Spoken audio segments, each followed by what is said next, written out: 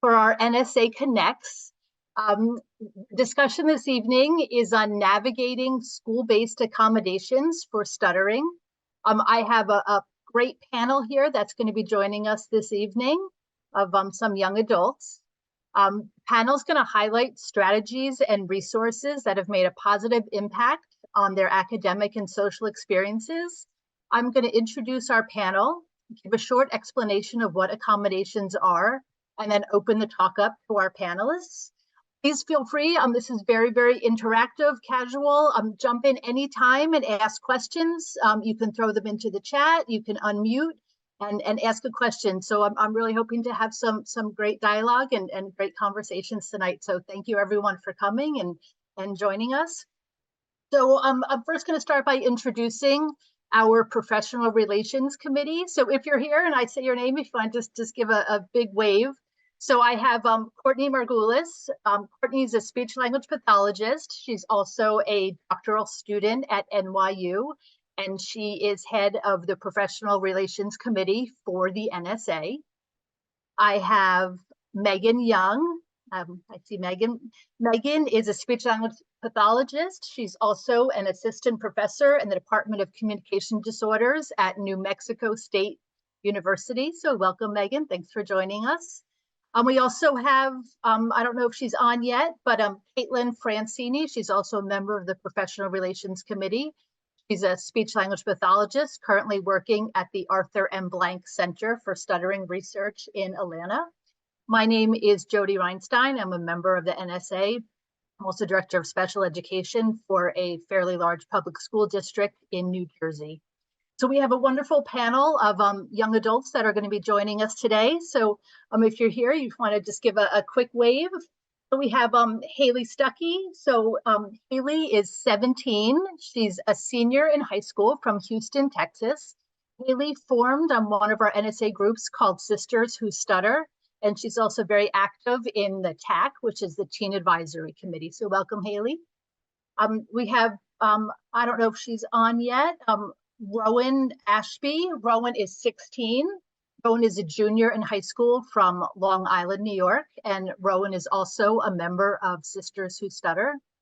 We have Aryanna Tillman. Aryanna is 16. She's a junior in high school from Mountain View, Missouri, and Aryanna is also a member of Sisters Who Stutter.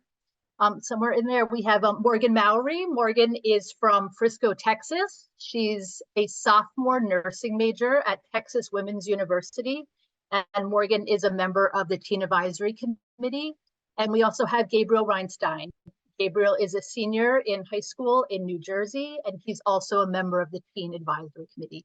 So like I said, I'm going to jump in and just talk a little bit about what accommodations are. If you have any questions, please absolutely feel free. Throw them into the chat.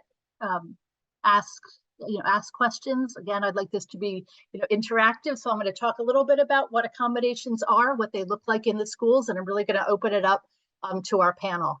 So in the school system and in post-secondary school systems like colleges, students are eligible to receive something called accommodations. Often in your public school system, which is grades pre-K up to grade 12, students will have an IEP, which is an individualized education program, or they're going to have a Section 504 plan. So under an IEP, it's a personalized plan developed to ensure a child who has a disability identified under the law receives specialized instruction and related services.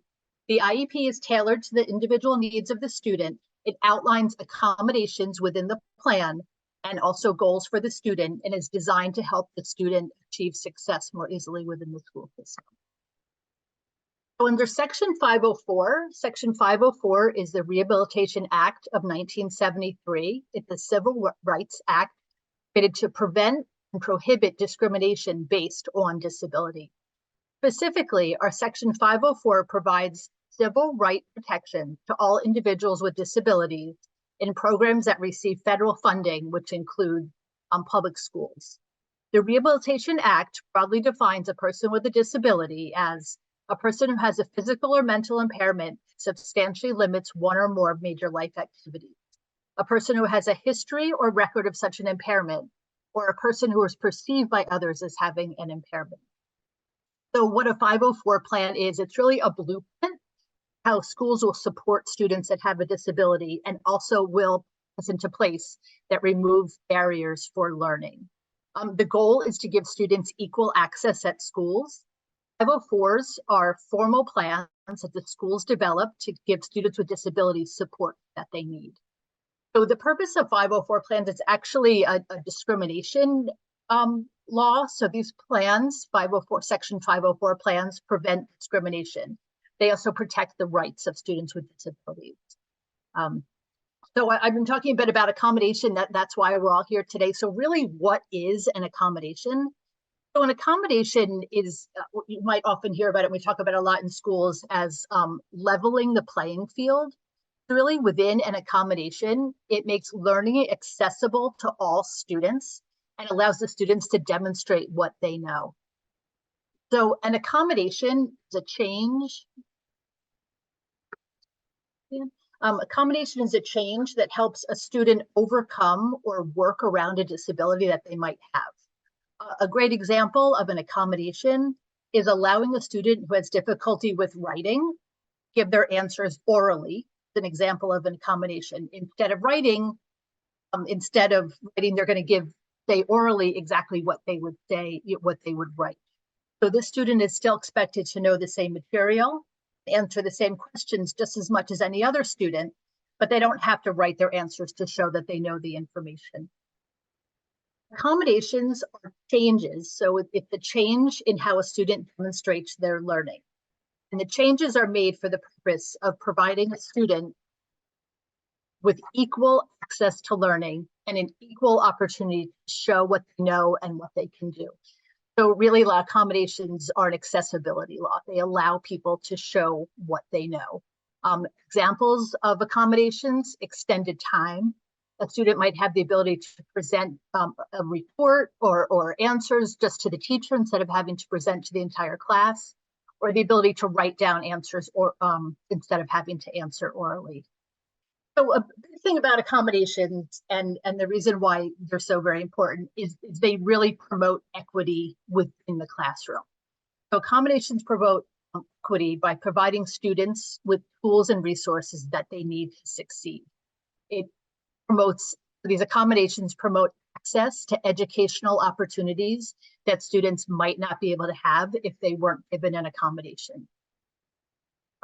Accommodations can empower students by allowing them to demonstrate their knowledge in ways that resonate with them. If somebody's not comfortable talking, but they'd rather write down the answer, it just helps really to empower our kiddos to allow them to show what they know in a way that is more comfortable for them.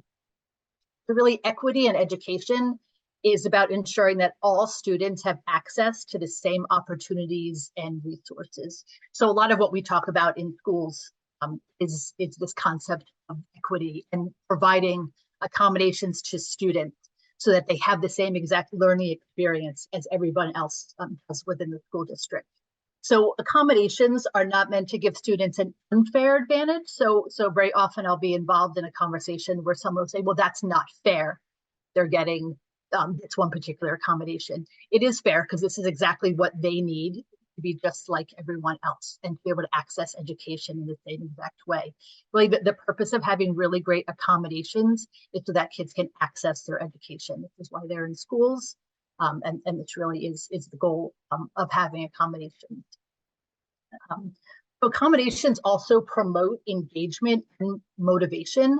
When students are given tools that they need to succeed, they're way more likely and actively participate within classroom activities. When students also, there's a lot in the schools about what we call SEL, social emotional learning, going on right now within the school districts. And really, a lot of this does come down to social emotional. When students see that their unique needs that they have are acknowledged and addressed, they're way more likely to feel valued and also to be motivated to work with the people around them to help improve their education. So it has a lot to do with equity, motivation. Right. By providing these accommodations, it enables students to participate fully in academic and social activities. Um, when this happens, it really helps mitigate feelings of frustration or isolation or possibly low self-esteem when students are able to fully participate in all activities. So the one big piece about accommodations, especially when they come through an IEP and or a 504 plan, is that they're not just something that's helpful for our kids, they're actually legally mandated.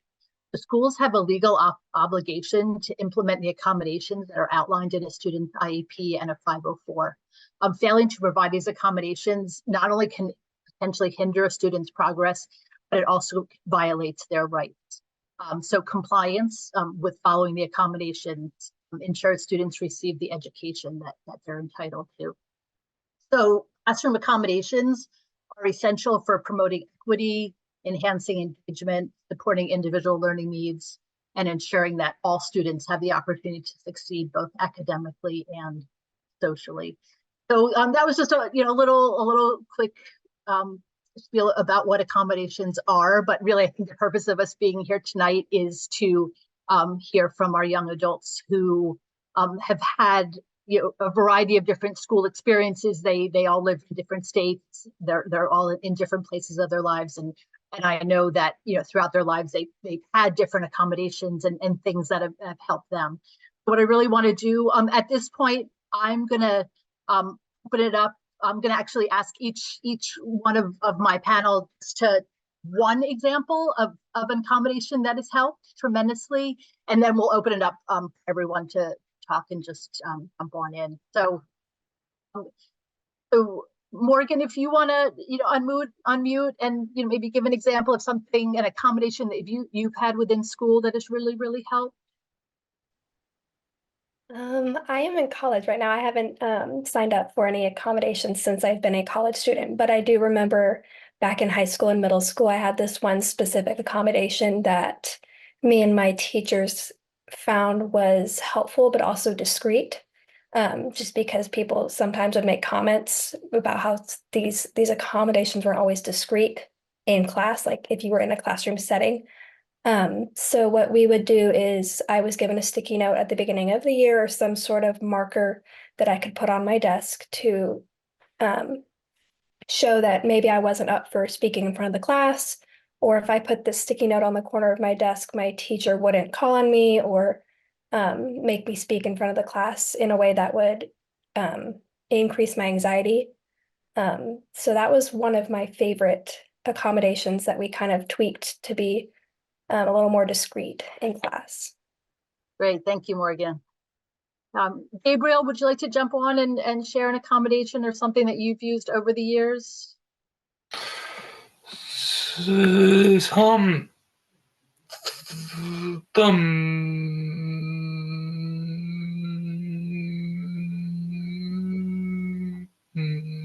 major one for me is the option to do presentations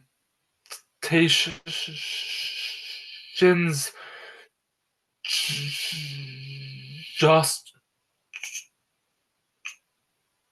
to my teacher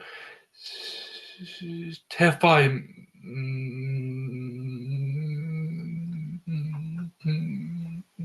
need that.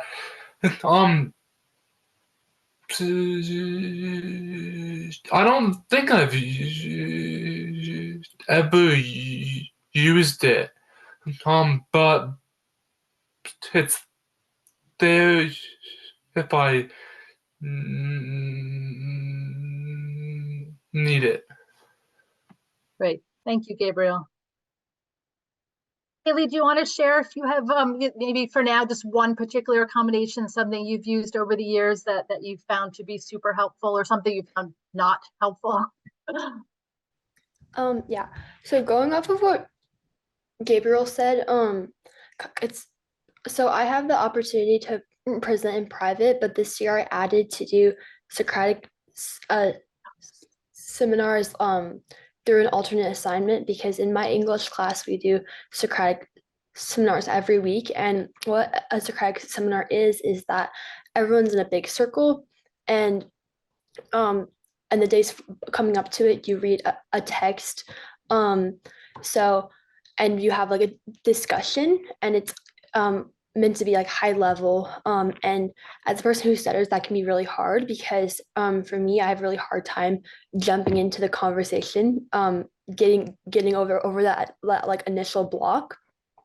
So most times I just opt for an alternate assignment, because a lot of times in class it gets very hectic and people want to get their point across, and it's hard as a person who stutters to get your point across. But I really like presenting in private, like Gabriel said, and doing alternate assignments for Socratic seminars. Great, thank you. Rowan, are you here? Yes, I'm here. Hi. One of my favorite things I like is in my school, I take a language, I take German, and one of the things that we do is we have timed presentations in front of just me, my teacher. And for me, I'm not timed because because sometimes when I stutter, I'm not able to say what I need to say within that time limit, if I'm like blocking on a word or it's just not coming out. So I'm able to take my time and present, and I can speak as long as I need to in order to get my point across. Great, thanks, Rowan. Is Aryanna here? I don't know if no. All right, maybe she didn't make it in yet. So Gabe, I'm gonna come back to you then for a minute, because I think you can probably speak to what Hayley was talking about with the Socratic seminar, because you had a very similar experience last year. I'd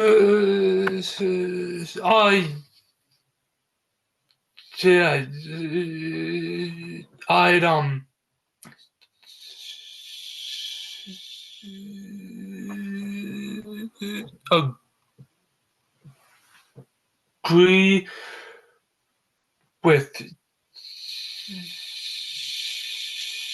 Hayley. They're not very fun. Just because everyone is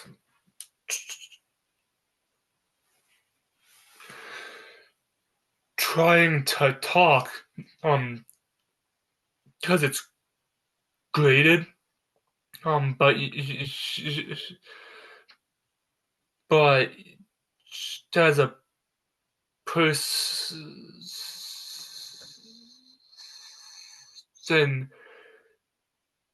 who stutters, you can't.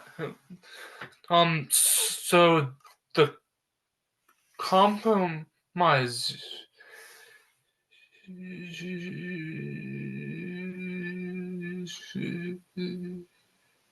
I found was the use of a talking stick kind of item, and that helped even the playing field a lot. So yeah, and I think one of the things is, and I don't know, you guys, if feel free certainly to jump in. Those is you really find that you have to be great advocates for yourself. I know in Gabriel's case, the teacher had absolutely no idea that the Socratic seminar, which like both Hayley and Gabe said, is just super, super fast paced, and everyone is talking and everyone is jumping in all the time. And when Gabe reached out the teacher to say, I really, can't do this. Can we come up with something else? She was just I think, very, very surprised to find out that this was something that he was struggling with. And we're kind of like, how did you not know that he wasn't going to be able to do this? But he really found that he had to be a very, very strong advocate for himself. So I don't know if any of you guys want to, jump in and talk about, times when you've had to advocate for yourself, or if you felt that you don't have to. So whoever wants to.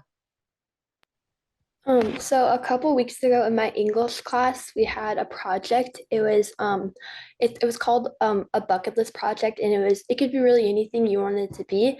It could be some of my friends did all my bucket lists. I want to go to Greece, and they explained how they would get to Greece and how and what steps they need to do to get there. And so I said I want to become a speech language pathologist, and I presented that to my English class. And at first, I was just going to present in private, but I realized, like, once I got to class, like, I was like, I worked so hard on this, and I'm so passionate about this, and I'm going to be with these kids for the next, like, 9 months, and it's better to own my stutter and let them all know, and show them that this is a really big part of my life than try to hide it. And now I'm a lot more comfortable in class, and like I'll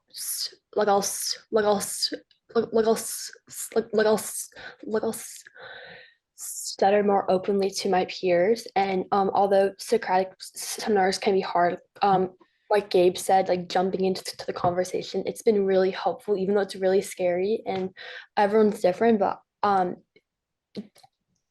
I say share this part of your life at any opportunity that you can, because it's honestly so worth it. Right. Thanks, Hayley. To kind of tag along what Hayley was saying, I think from what I can remember, I have only had to use my accommodations or make them present in front of a teacher one time, and that was in 8th grade. And this teacher was not very nice from the beginning, not my favorite. And I remember, just like every other presentation, it was just a normal 2-minute or something presentation on a health topic, because it was a health class. And so I picked a topic that I was really passionate about. And I had worked really hard. I'd gotten all the facts, all the stuff grade wise. And I had realized before I had to present that part of my grade was going to be my fluency and my ability to present, how professional I was, my fluency, and just how it overall flowed. And that kind of threw me off a little bit. That made me a little bit more nervous. And so I guess I didn't meet those requirements. I ended up failing the project. And I remember that's the first time that I told my mom, because I was just always, I figured things out myself. And so I told my mom, and that was not flying with her. And so we ended up pulling out my 504 and saying, you know what, this isn't fair. We have specific rules here that say that I am more than capable of presenting my project, because I know the information, I did it academically correct, but to grade me on my fluency would not be fair. And in the end, she wasn't a fan. My teacher was not a fan of that, and I still ended up failing. They never did change it, but I just remember that that's the only time that I've ever had to use that accommodation. Mm-hmm. And I mean, I guess that's a win. I made it all the way up to 8th grade without having to use one in a negative form, I would say. But that's what really stuck with me, I think. Yeah, I think one of the things that's really important as having accommodations, and like Morgan, you said you hardly ever use them. Hayley, you just kind of started to, is even just to have them. So even if your child never uses the accommodations, I know Gabriel. Gabriel's my son, so I can speak a little bit about some of the experiences that he's had. He's had accommodations since he was young. He rarely ever uses them, but sometimes it's just really nice to know that they're there.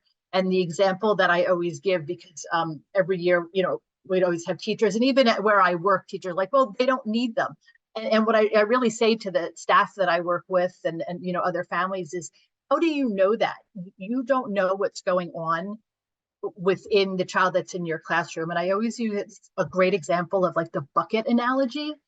So sometimes your bucket is just full. And let's say the child comes to, your child goes to school and they had a fight with their sibling in the morning and they didn't have a great breakfast and they're just not feeling so great for a lot of other reasons, and they have to give a report.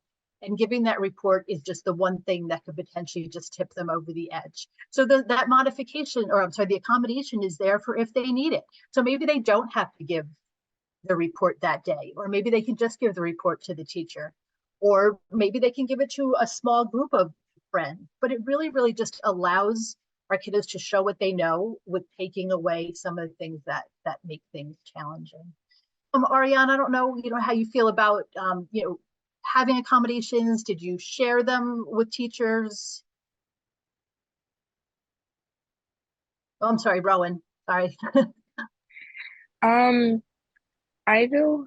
I know, and actually also like Hayley, I just kind of started using my accommodations. I actually used one not too long ago. A lot of my teachers like to use like popsicle sticks, and they'll put like a student's name with a popsicle stick, and then if like no one answers a question, then they'll pull out the popsicle stick bin, and they'll shake it up, it looks like their hand, is gonna like like hover over, like the sticks, with the anticipation building up of like your name being pulled out. It honestly just, for me, it makes, like, if my name is pulled out, it makes it 10 times worse. So, and in one of my particular classes, my teacher uses the popsicle sticks a lot. And I got to the point where I was just uncomfortable. So I actually asked the teacher, not like every day, to pull out the popsicle sticks, or at least or at least not to like call on me every day. So that way I'm able to know, like kind of when I do want to answer a question, I know I'm comfortable answering. Great. So we So just had a making him feel like you're needy and he's protecting himself. So stop doing that. He's not interested in a needy person.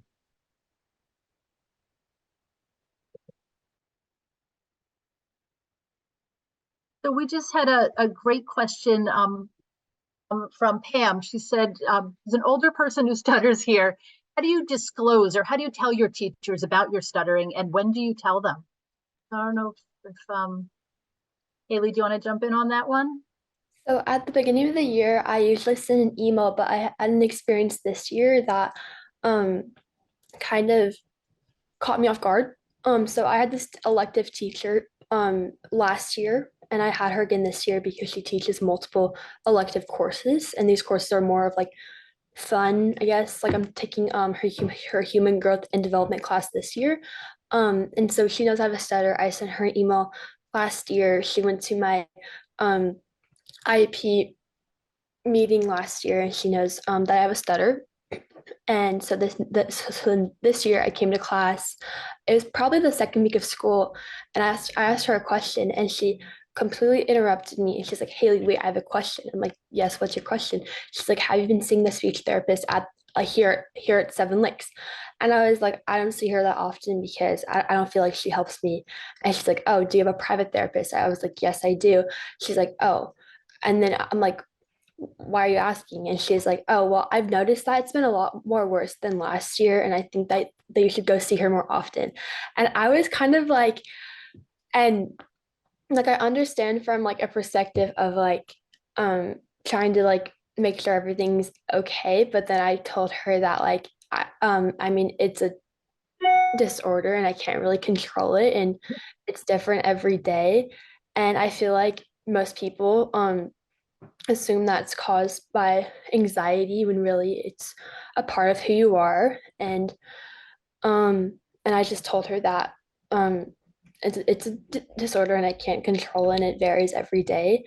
But I definitely feel like if you have a teacher again or a coach, definitely just remind them that you have a stutter and that you would be you would appreciate your like time and patience like like everything was okay. It just caught me off guard. So Right.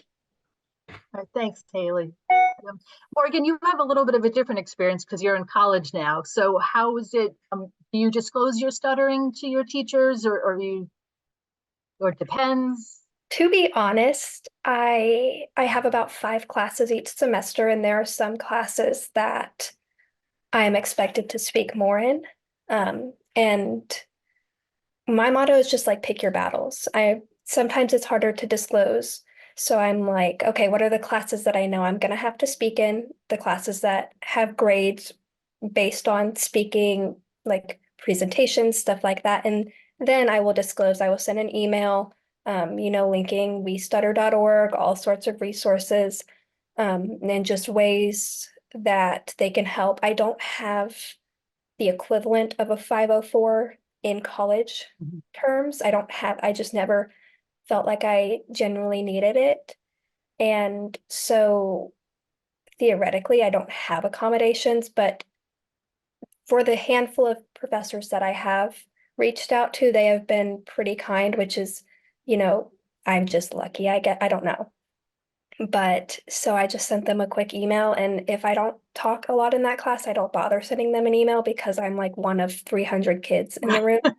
And it doesn't really make sense to send them an email if I'm not going to be talking.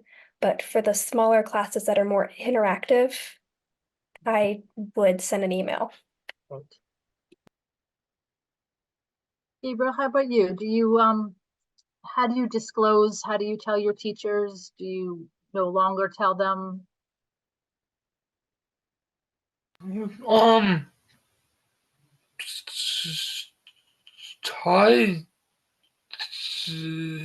haven't done it in a while, but I used to send emails, and the big thing that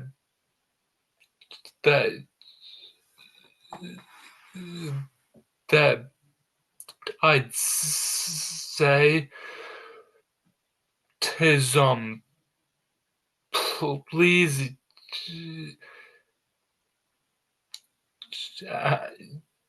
ask questions, and they'd always like that. So Great, thank you.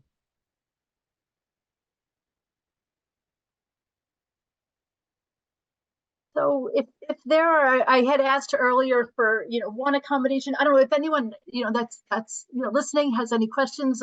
There's a really great panel of young adults here that have had great experiences, interesting experiences. I know they all would love to talk about different accommodations. So please feel free to throw any question that you might have into the chat. There's a lot of different accommodations that are out there that can be very, very helpful. I think one of the things that Morgan had said that I think was really important is that you just have found some really great people who have just provided accommodation for you anyway.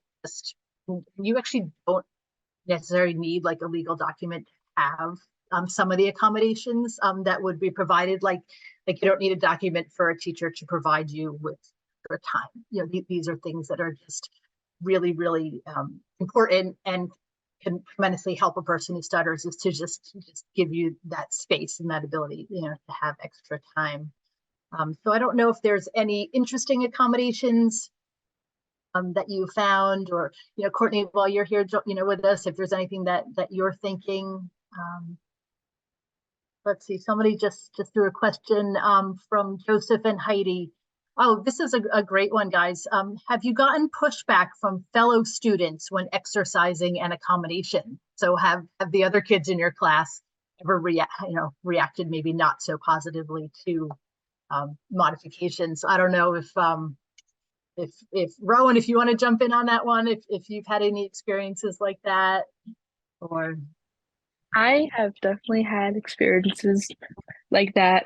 I remember one specific time, I think I was maybe in like my freshman year, and I had to like read out loud in like a Shakespearean accent, and I visibly remember one of the kids in my class asking the teacher, like in front of everyone, "Oh, well, is she going to get points off because she didn't speak fluently, like how like a person would in like a fiction in like a Shakespearean accent?"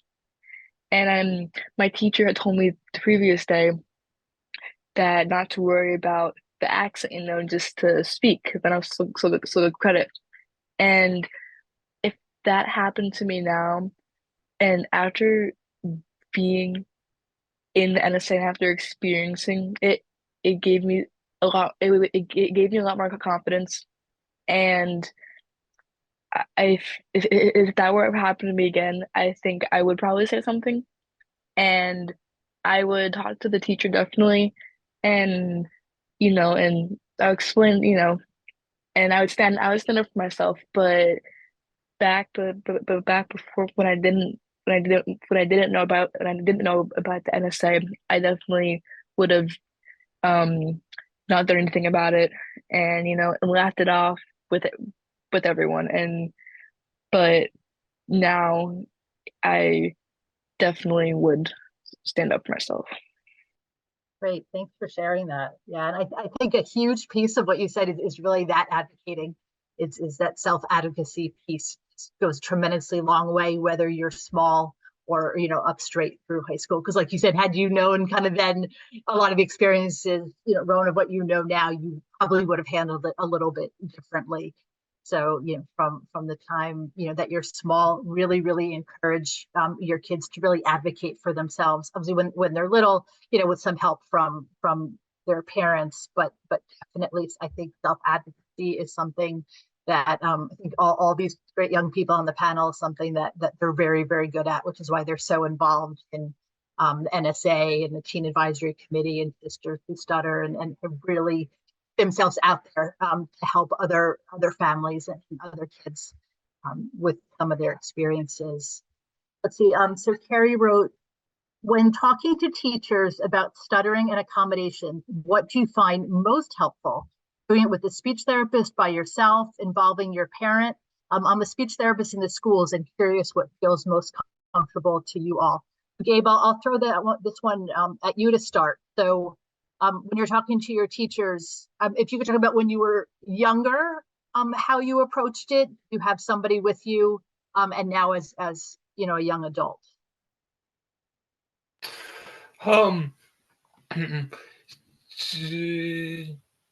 Yeah, it definitely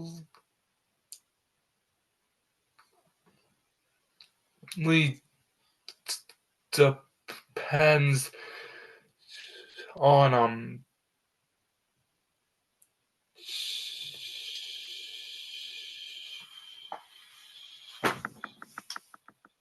age. As a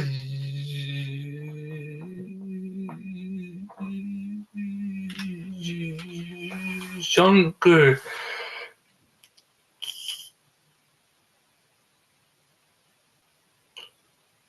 kid, I would involve a parent, but now it has a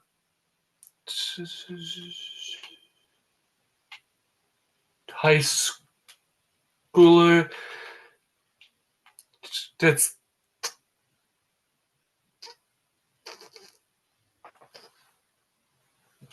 definitely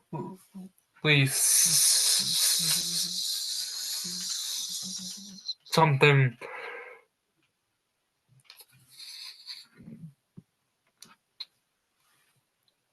that I do alone. Great, thanks, Gabe. I don't know, Morgan, if you want to jump in, you've had a little different experiences. Similar to Gabe, I do agree that when I was younger, kinder through fifth grade, my mother would accompany me with a teacher that I'd had either the previous year or the upcoming year, and the elementary school speech therapist who I saw very briefly every couple months. But when I started getting into middle school and high school, especially high school, I would go in by myself. I wouldn't say a hard-headed person, but I go in and I know what I want and I know what I need, and that's that. And so my mom was very confident in allowing me to go by myself and ensuring that I would get the accommodations that I deserved and that I needed and wanted for that school year, because sometimes I was feeling different each school year to pay like what accommodations I wanted, what accommodations I didn't think I needed that school year. But I mean, it does differ between people, I think, just because based on different personalities. But for me personally, I had my mom with me for the first like K through 5, maybe K through 8. And then after that, I was pretty much on my own just because that's what I was more comfortable with at that time. But I think it definitely depends on the kid and the personality and just what they're most comfortable with. And I think one of the things that's really important for all the parents that are here is like what Morgan said, her mom went with her. I went with Gabriel when he was younger. But I think in all these meetings with all the teachers, what we're really teaching is our kid self-advocacy skills, which really, really takes them a long way, so that at some point we can release them to go and have these difficult conversations with adults by themselves. Like Morgan said, it definitely depends on the kid, but really, really work hard on self-advocacy for your child. Hayley, I don't know if how you feel about talking to your teachers, if it's something you did on your own. For sure. Similar to Rowan's experience, I didn't find the NSA until I was, sorry, 15. I didn't go to my first conference until I was 16. So I didn't grow up with this family, because this really is a family to me. So when I was younger, the hard truth was, if I didn't talk, I didn't, I didn't, I didn't, I didn't, I didn't, I didn't, I didn't, I didn't stutter. And that was really hard because I didn't have much confidence to go introduce myself to a new student or go ask questions in class, or but if I had to do things all over again, and if I had this community behind me when I was younger, I'd highly recommend telling your teachers and have your parents go with you when you're in elementary school, and maybe when you're in 8th grade if you have the confidence to. And I think Morgan said this, everyone is different, everyone is going through their own hardship. Like my sister is 12 years old and she doesn't have a stutter, but like middle school is so hard. It's like people are trying to find out who they are, and having a stutter just makes things a little harder, but that can be, it's a lot easier when you have such an amazing support system. But definitely just tell your teachers, and they have so many kids in their class, and all they want to do, and the reason why they're teachers is to support kids and help them learn and grow inside and outside the classroom. Oh, great. Thanks, Hayley. Well said.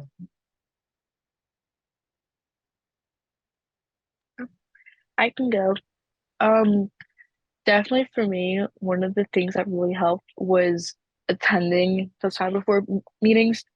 When I was in elementary school, my parents were still figuring out things, and it wasn't until I was in 5th grade when they decided that I should try to get 504.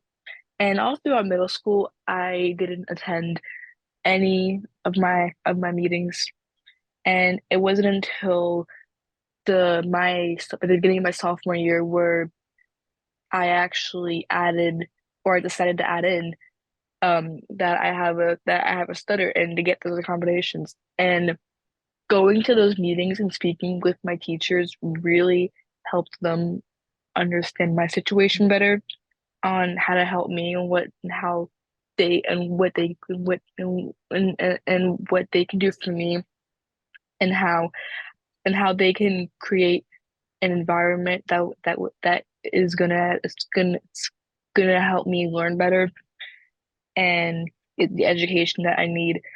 And I sometimes I sometimes regret not going to those meetings back when I was in middle school. But again, also like Hayley said, middle school is rough and it's hard. And I think definitely, once I feel like my freshman year and I started to like embrace my stutter more, that's when I realized that, that like there's stuff out there to help me.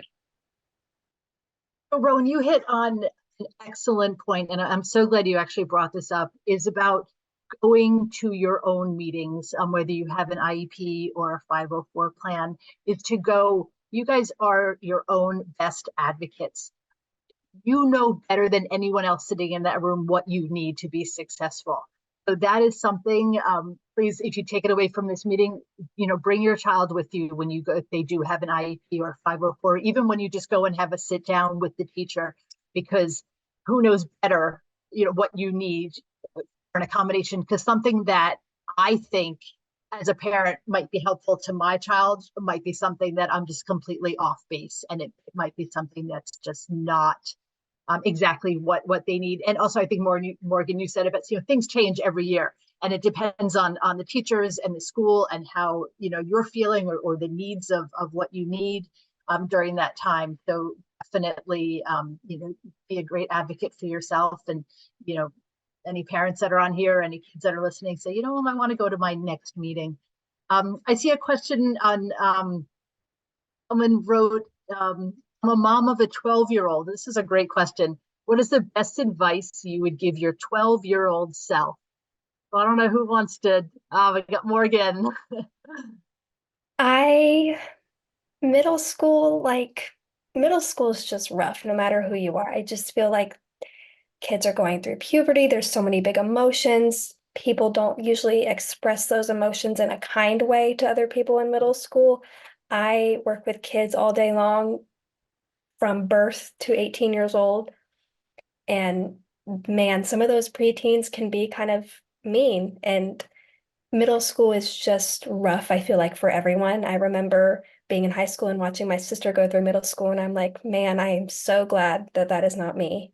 I just think the one thing that you can do to help your child, whether they stutter or not in middle school, is just making sure that they're comfortable. And as a person who stutters, making sure that they have the resources that they want and need to success, both in school and socially, making sure that they are most comfortable with where they are and those resources they have. So whether that's a 504, an IEP, whatever they may need to help them succeed. I just think that that's the best and one of the only things that you can do, just because middle school is hard no matter what. Great, thanks, Morgan. I don't know, Gabriel, what advice would you give your 12-year-old self if you looked back?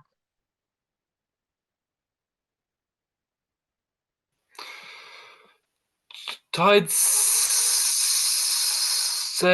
that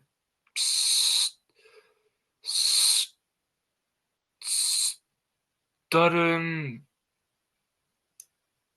has its ups and downs. There will be some days that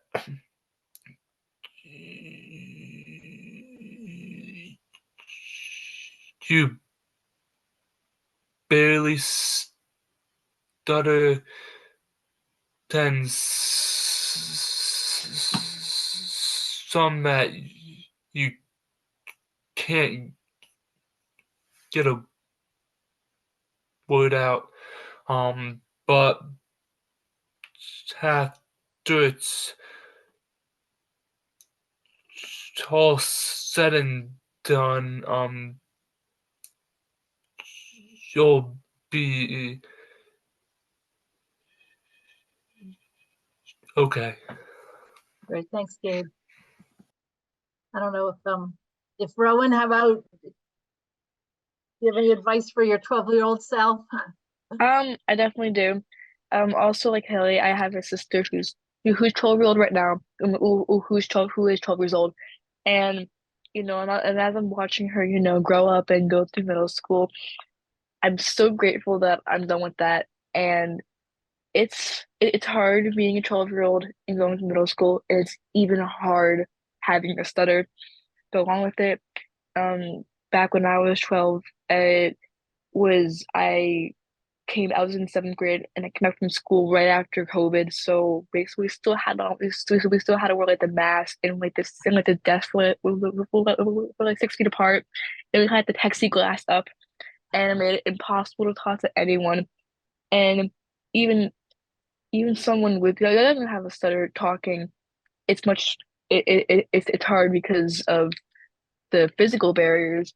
And then when you add in a bit, stuttering something you can't control, it just makes it so much worse. And something I would tell my younger self to do is to surround yourself in an environment where you can be yourself, finding a group of people, or I know for me, like, sometimes I wish that I changed schools to um in an environment that was more suited for me and that I feel comfortable in. But it's all about, I think, just making sure that as you're going through this rough time, it's just making sure that you're comfortable and you feel safe and stable, and or in order to express yourself. Great, thanks. I want to, so something that I would tell my younger self is to just be patient because having a stutter and growing up can be really hard, but it all makes you stronger. And I want to share something. So my church does a live, it's called General Conference. It's twice a year, and we have it's like a big broadcast for everyone in the entire world. And there was this past weekend, and there was one talk that really stood out to me. This one quote, it's "Don't let the world change you when you were born to change the world." And I really love that. Oh, sorry. I really love that because having a stutter and being different is really, at the end of the day, it's just part of who you are. And and it makes you contribute more to society, and it's made me a more empathetic person. And even though sometimes it's really hard, it's given me everyone here, it's given me so many friends that I never thought I would have had. And I just feel like it just opens your horizons to be a more empathetic person. And yeah, so Oh, thanks, Hayley. I think, one of the things that you said, you were talking about just, giving yourself time and space. And, if we're talking about accommodations, I think that's probably one of the most important ones, for families that are out there and are just starting to explore accommodations, is to make sure that all of the teachers, and not just teachers, coaches, anyone that kind of interacts, with your child, really gives them that time, the words out. So I think, we often call in schools extended time. I know a big one that we use a lot in schools, it used a lot with Gabriel, is just don't interrupt me. I think when he was small, if there was anything that upset him more than anything, is when he was interrupted. That was one of his actual accommodations, was do not interrupt while he's talking. But so many things of what we can give our kids is just the time and space to be themselves. And they all have an awful lot to say. And sometimes they just need an extra minute or two to get it out. And it's just so essential for schools to recognize this and understand it, and to allow that space. I don't know, if you guys feel free to, certainly jump in if there was any other, accommodations that families might want to hear that was something, else that was also really, really helpful to you guys. I know we've covered a lot, but something that's maybe, was unusual or different to you.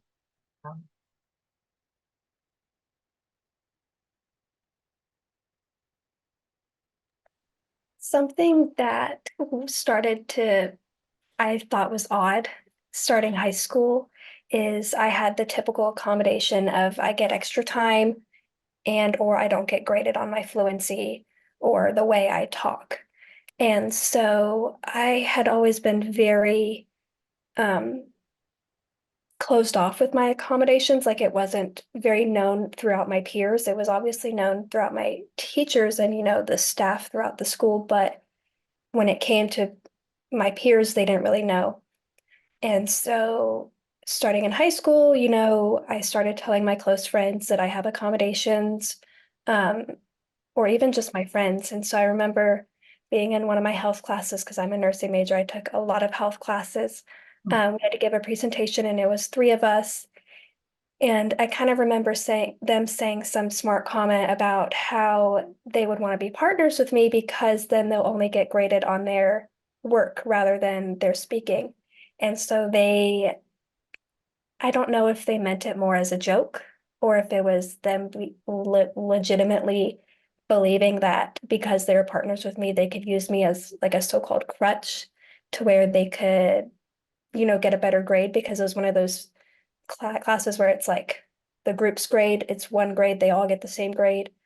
So that always kind of rubbed me the wrong way sometimes. And so that's why I think that sometimes depending on, the situation and the school and the age and your peers, and it is also, up to the person. I was never one to like discuss things like that throughout my peers.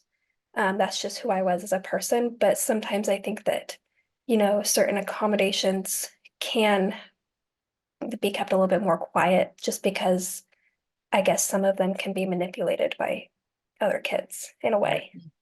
Now, great point, Morgan. Thank you. A quick question. This one just came for Rowan. Rowan, this is with your post-it note accommodation. There was a mom who was wondering how the other students received it. I think Morgan had the post-it Oh, note I'm sorry, Morgan. accommodation. Oh, sorry. I think that was me. This was my junior year of high school. I remember it very clearly. My teacher actually came up with the idea and I was like, huh, that's kind of smart. And we picked, because she was like, what kind of item can we put on your desk to symbolize, hey, today's not the day to call on me in front of the class. And we were like a post-it note because that could be seen as like a school supplies.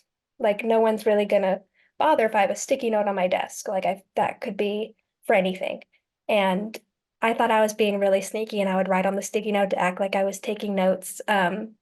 Just because I thought that I was being really sneaky and really cool. But I definitely think that the sticky note turned out to be a good idea just because it can blend in more than like if you were to put some other more obvious object on your desk or to symbolize um, you just not wanting to speak in class that day. So I definitely like the sticky note and she won some points for that one. Great. Morgan, were the others in your class, any of the peers, like were they bothered or upset that you got to use this sticky note to say, you didn't want to talk, or not really? As far as I know, they were not aware of what the sticky note meant.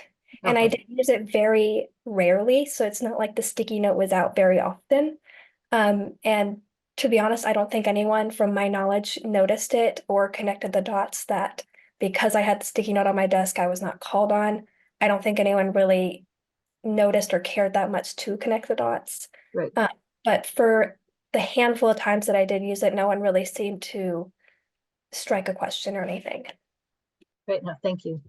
So another question just asked by Tammy: when approaching peers and or teachers for the purpose of self-advocating and educating about stuttering, what are the main points or aspects that you feel are the most important for others to know and understand? So this is actually a really great question. So maybe I'll let each of you grab a key point that you really feel was the most important in your life for teachers to understand? So I know, Hayley, if you want to jump in, and what's the most important aspect that if you could pick one thing that you wanted all your teachers to know?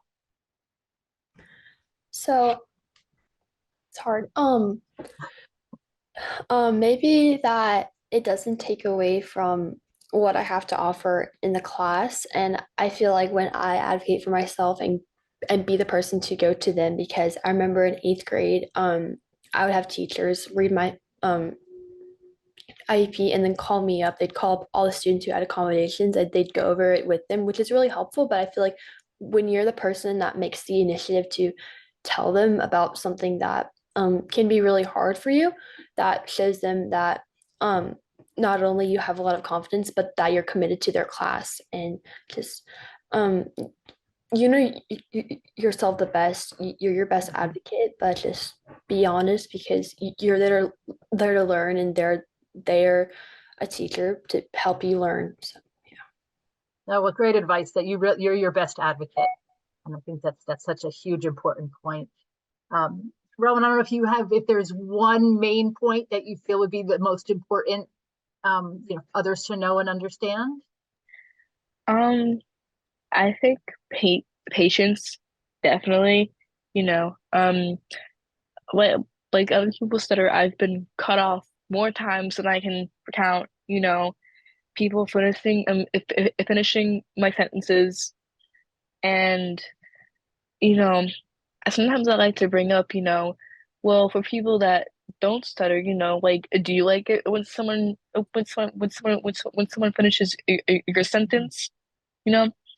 And but like I think it's just really important for my peers and with people around me just to let me, or just to know that even though I'm taking longer to speak, but it just but just let me like finish, just let me finish the sentence. Like it's I get uncomfortable when people like when people like cut over me, and finish them for me. And I think that just definitely having patience is really big. Great, thank you. Gabe, if you have, what's one thing, if you can think of, that you would want your teachers, your coaches to know?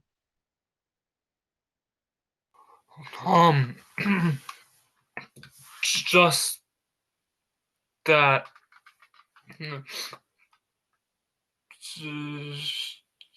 I'm completely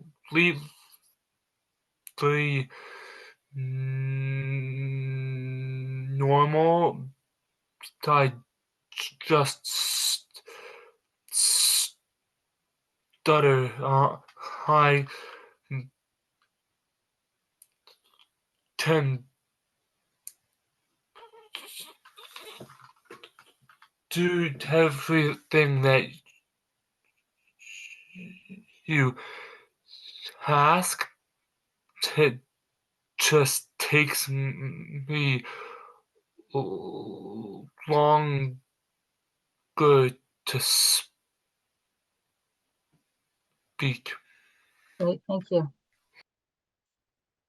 I don't know, Morgan, did you have like a main, if there was one thing that you could let all your teachers know, or Kind of to go off of what Gabriel was saying, being a person who stutters, your stutter does not define your personality. And that's something that I learned, growing up. I always thought that because I was a person who stutters, that kind of meant that I was supposed to be a quiet person, just a stereotypical quiet, I'd let people talk over me kind of personality. And to be honest, that's not me at all. I've actually had teachers tell me to stop talking.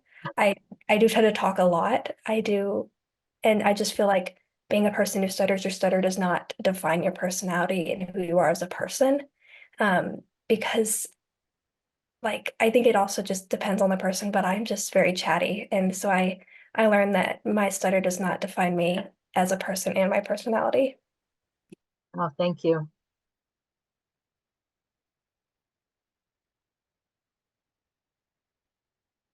All right. I see.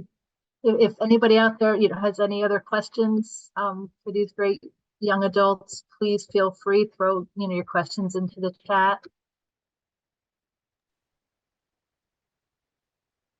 There's another question from Joseph and Heidi. Do most of you go to SLPs outside of school? I don't know if you see that. Oh, no, missed. Um, Oh, missed that one. Oh, okay, yep. Thanks, Pam. From Joseph and Heidi, do most of you go to SLPs outside of school?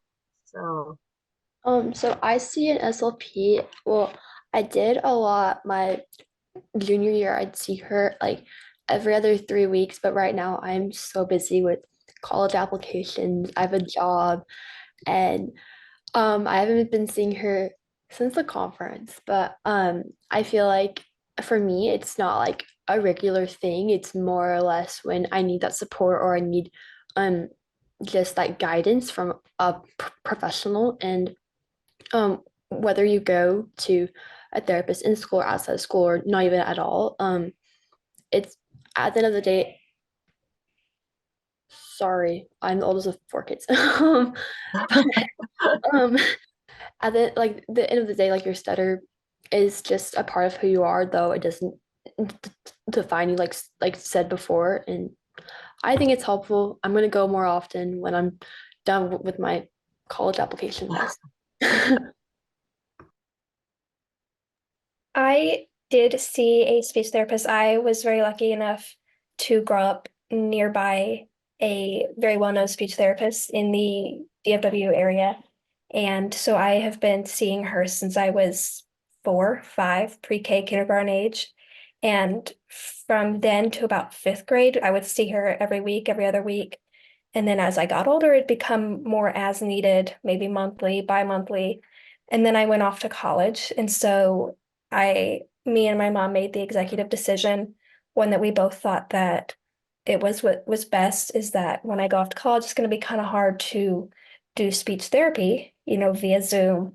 And I just felt that personally, I'd kind of graduated, I guess. I had learned what I needed to, and it was just a time for me to venture out. I was going off to college, being a real, I guess, adult, figuring out what I wanted for myself in regards to, speech therapy and stuff. But I definitely do recommend it for anyone, even adults, young adults, college kids, K through 12 kids.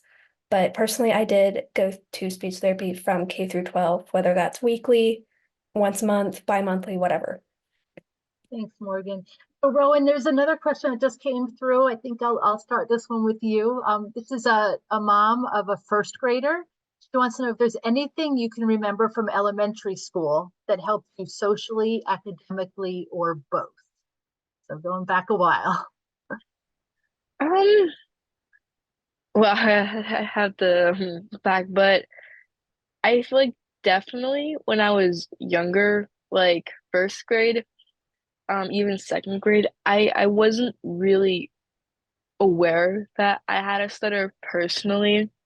You know, I I think I was more worried about like my clothes or something or like soccer practice or something like that. But definitely as I got like like older into like 5th grade, um I think just definitely being definitely just like letting like your teacher know, um because in 5th grade we started doing that for me, and that also and that really helped, and I think I definitely would have benefited that earlier when I was in like 1st and 2nd grade, but just letting like your teacher know, and so that way they can that way they can create an environment, especially with little kids. Little kids, it can be mean,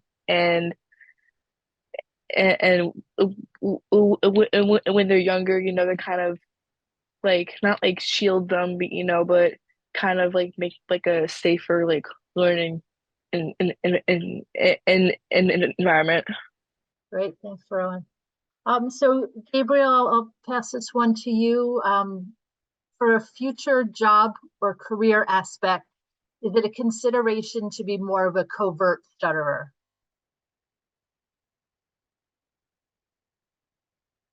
Um,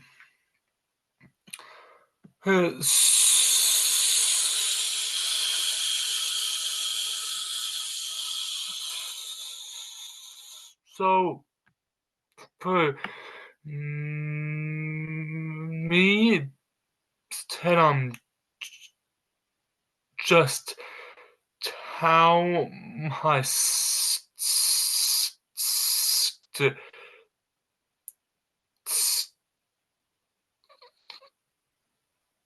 stutter is that's not possible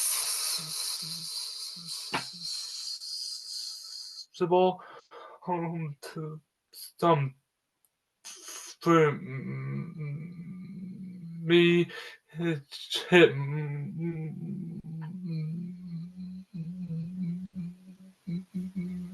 may be different for someone else but yeah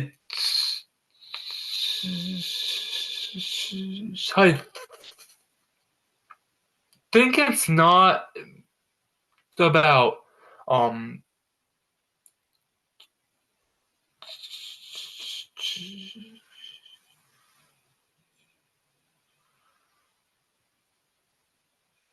hiding just stutter it's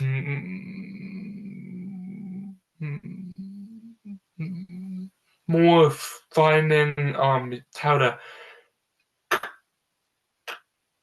communicate tough effectively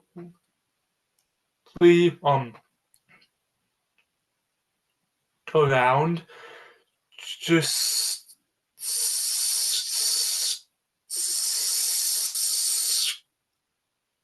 stutter and as some one that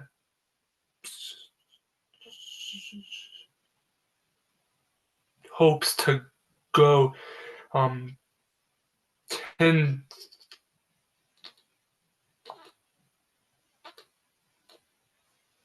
the military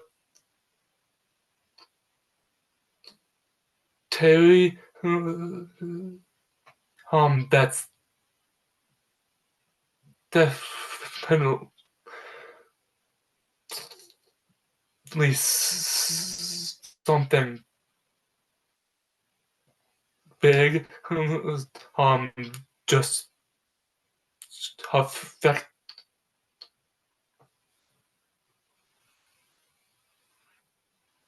effective communication skills. Gabriel, thank you. I don't know if anyone else, Morgan, if you want to jump in on the covert question. I am a pediatric medical assistant, so I work with kids in the medical field all day long. And when I first had this job, they were like, if you can do your job, great. I don't care if you stutter. I don't like that's not gonna be an issue as long as you can do your job and do it good and do it correctly. And maybe that was just a one-time thing. Maybe not every employer is like that, but I feel like for the most part, if you can do your job and you can do it correctly and you can do it with confidence, then your stutter should not be a defining factor in whether or not you are successful as a employee or as a businesswoman or anything, to be honest. And I just think that, yeah. Thanks, Morgan. So I work as a tennis coach. I coach 5 to 12-year-olds, and kids honestly can be brutally honest at times. And depending on the age, when my stutter does come out, with the younger kids, it's really hard to explain to them. But I usually just say something like, it's something that my body does, and that's either that's easier for them to relate to. But for 12-year-olds, I just say it's part of who I am. I can't control it. And most times, except for one time, they're all compliant, um and if they're not, then that's something that's on them. That's not part of who you are. And if you are working a job, may it be coaching in the food industry or anything, and someone makes fun of you or thinks less of you for your stutter, then that's completely on them and not on you, because you're doing everything that you can. Like Morgan said, you're just doing your job. You're there to help them. And I think just respect overall and is really important. Great, thanks, Hayley. I'm gonna Megan Young. So Megan is on the Professional Relations Committee. So Megan, thank you for your comment. She just said people who stutter are protected by the Americans with Disabilities Act, and people who stutter can do any job someone who doesn't stutter can do. So, thank you for throwing that in there. It's super, super important.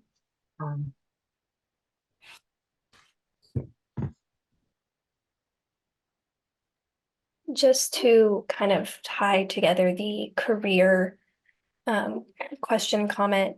When I first started my job, I was definitely hesitant. I was nervous, just how any normal person, any other person would be for, a new job.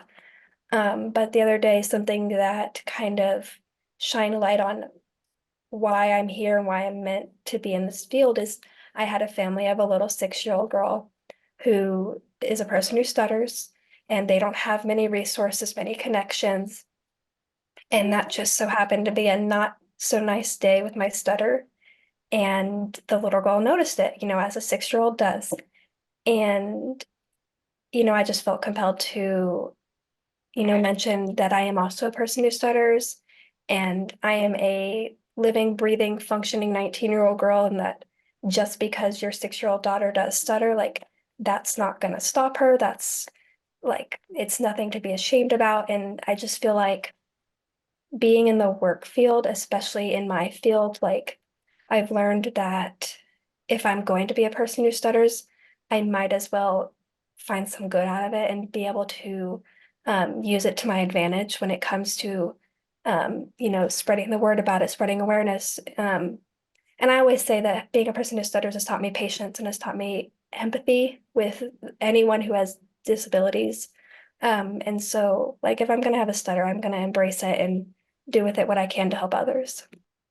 Great, thanks, Morgan. But we are almost out of time. I hope everyone that jumped on, I so appreciate everyone giving up, a chunk of their evening to come join us to listen to these amazing young adults really talk about their experiences, accommodations that they've had that have helped them throughout the years. A huge big takeaway I hope is, self-advocacy is really, talking about your stuttering, let teachers, let coaches know. And hopefully some of the hints and strategies that these young adults shared today will be really helpful to everyone and their families.